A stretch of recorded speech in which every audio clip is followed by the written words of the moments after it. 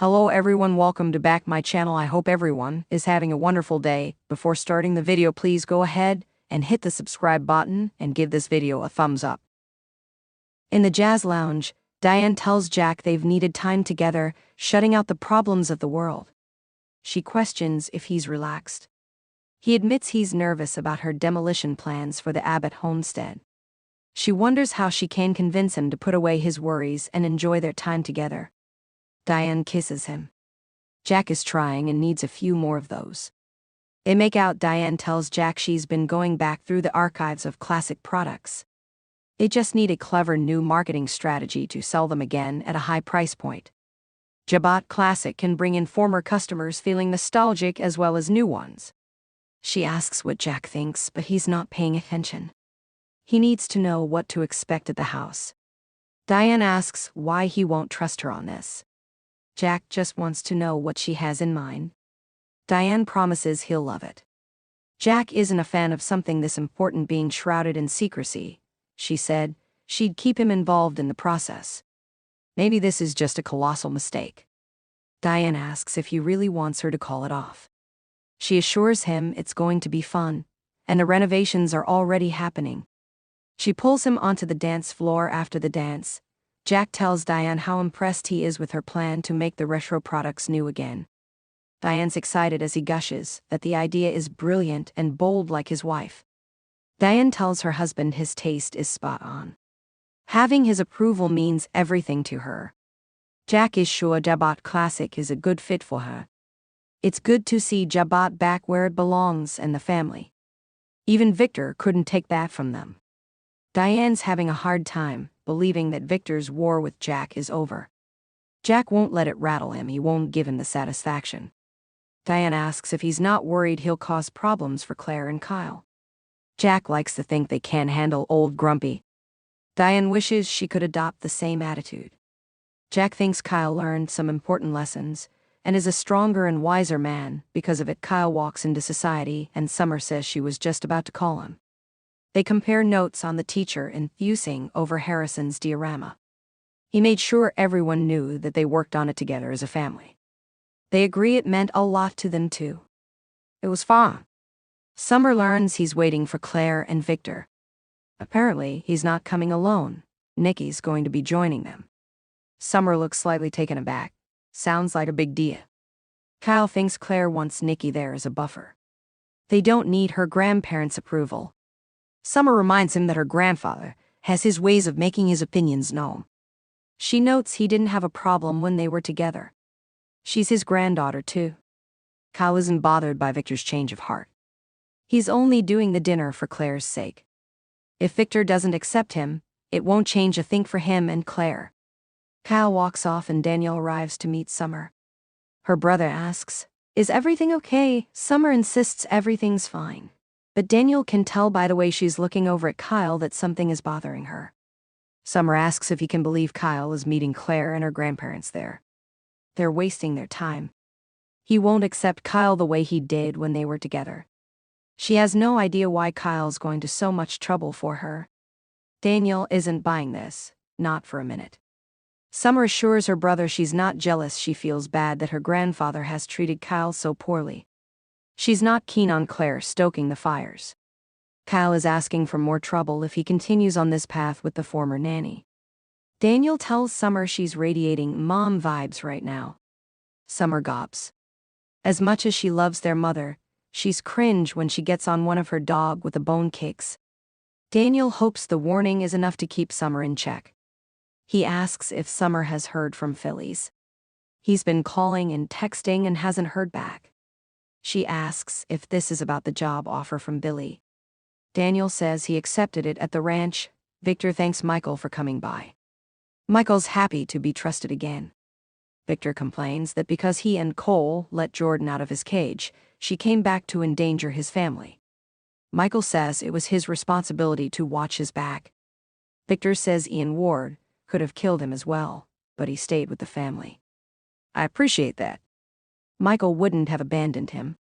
Victor says now that they're out of the picture, he needs to implement the next phase of his plan, to go after Jack Abbott via Jabot. Michael looks unnerved. Victor asks Michael if the glissade people he hired are embedded at Jabot. Michael confirms they are there waiting to do his bidding, but he was hoping it wouldn't come to this. He pays him to keep him out of legal entanglements. Victor doesn't want to hear it. He'll go through with he plans one way or the other. Michael asks if Victor is sure this is something he really wants to go through with. Jack, Diane and Kyle will suffer. Victor says, they haven't suffered enough. Victor fumes. I will decide when the Abbotts have suffered enough, got it? He rants that Jack nearly killed Nikki in that debauchery in the hotel room. Are you with me? Michael says, always. Victor wants him to find out about Jabot's new products. Then he will devise his strategy. Claire walks in, so Michael heads out, promising to get that date for his boss. Claire kisses her grandfather and asks if they were in the middle of something important. He replies, business. Claire suggests they all drive to society together. Victor says Nikki will be late.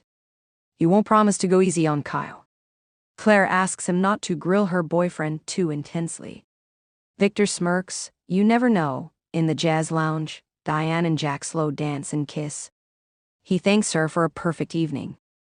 Diane teases him about paint, hammers, and demolition. He asks if they should go for dinner or a walk. Diane says they could go up to their suite and fool around. Jack pulls her out of the lounge. Diane and Jack make love in their suite. After, Jack wants to ask one more time. This redo, this refresh, this zhuzh, whatever you're calling it, does it involve bulldozers? Diane decides she'll come clean. There is one major change she wants to make. I would like to replace that heavy old front door and change it to something contemporary. She wants to make retro current just like at Jabot Classic. She proposes a revolving door. Jack scoffs, ha ha ha, you got me again. He'll shut up about the house. Diane will keep his mind off the tear down. He says that's not funny.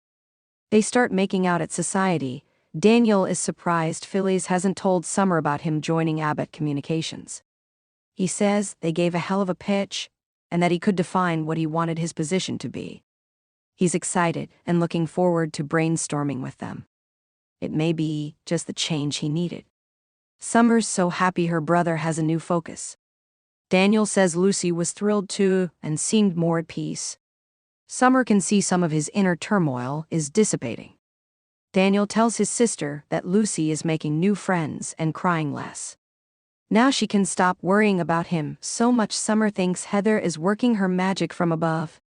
She has one concern, however. Daniel guesses it's Billy being difficult.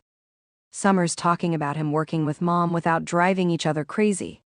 Daniel's confident they can do it. They worked well together at Chancellor Winters. Summer worries they're in uncharted territory now. Daniel is unbothered. Summer thinks it sounds almost too good to be true. Just then, Claire walks in. Daniel suggests Summer choose to remain optimistic and keep hope. Like him, Victor comes in and kisses Summer before asking Daniel how he and Lucy are doing. They shake hands and Victor and Claire join Kyle at the bar. Victor shakes Kyle's hand. Kyle directs them to their table as Claire explains Nikki will be late. Across the room, Daniel tells Summer, who is watching, that she's radiating Philly's vibes again. She says she's just noticing how miserable Kyle looks. Daniel asks why she cares if she's not jealous. At Kyle's table, he talks up the menu specials. Victor tells him to dispense with the small talk and get to the point across the room. Summer tells Daniel that Kyle is the father of her son. That's why she's concerned. Her grandpa will do anything to get his way. If he hurts Kyle, it could hurt Harrison as well. This is not romantic. Daniel calls it like he sees it. Summer says they both know that Victor will make both of their lives miserable. It's what my grandpa does. It will trickle down to Harrison, who will sense the tension. Daniel reminds her the kid is tough. Summer's job is to protect her son. She tells her brother how happy he was the other day having his parents together. He's feeling secure again, and she doesn't want him worrying about anything else. Daniel still questions if she has some kind of feelings for Kyle. Summer says her grandfather is ruthless. Would he not be worried if Lucy were in Harrison's shoes? At Victor's table, he tells Kyle how protective he is of his family.